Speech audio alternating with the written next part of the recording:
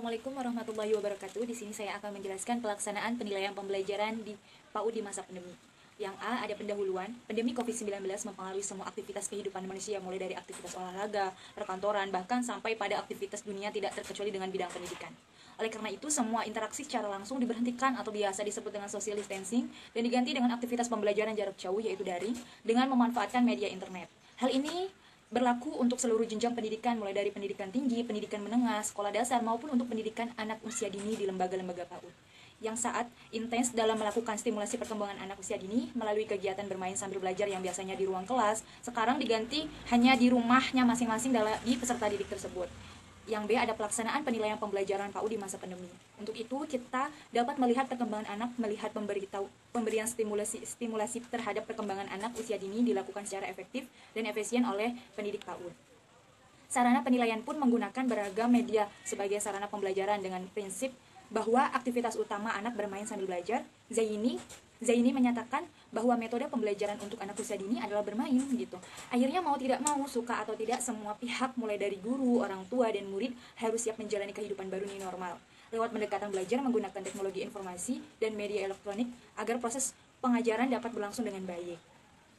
Kemudian yang C, ada 4 pokok utama strategi Kemendikbud. Kementerian Pendidikan dan Kebudayaan Republik Indonesia, Hamid Muhammad menjelaskan sebagai upaya untuk menegakkan kegiatan belajar mengajar KBM di tengah pandemi COVID-19. Kemendikbud telah mengatur kebijakan melalui surat edarannya yang dikeluarkan pada nomor 4 tahun 2020 Kementerian Pendidikan yang memuat 4 hal tersebut. Di antaranya, yang pertama ada pembelajaran secara daring, yang kedua, tenaga pengajar atau guru harus memberikan pendidik kepada anak-anaknya tentang kecakapan tentang hidup. Yang ketiga adalah pembelajaran di rumah harus disesuaikan dengan minat dan kondisi masing-masing peserta didiknya yang di rumah. Dan yang keempat adalah bagi para tenaga pengajar atau guru, tugas-tugas yang diberikan kepada siswa tidak harus dinilai seperti biasanya yang di sekolah gitu. Akan tetapi penilaian lebih banyak kualitatif yang sifatnya memberi motivasi kepada anak-anak tersebut. Yang D, ada penilaian perkembangan anak usia dini menurut Direktorat PAUD. Berikut penilaian perkembangan anak usia dini yang dikeluarkan dari akun resmi Direktorat Pendidikan PAUD, Kementerian Pendidikan dan Kebudayaan pada Kamis 25 bulan 6 2020. Orang tua mengamati berbagai aktivitas anak di rumah melalui pengamatan terhadap segala hal yang dilakukan anak seperti apa yang diucapkan anak, termasuk ekspresi wajah, gerakan, dan karya-karya anak baik di halaman rumah maupun di dalam rumah.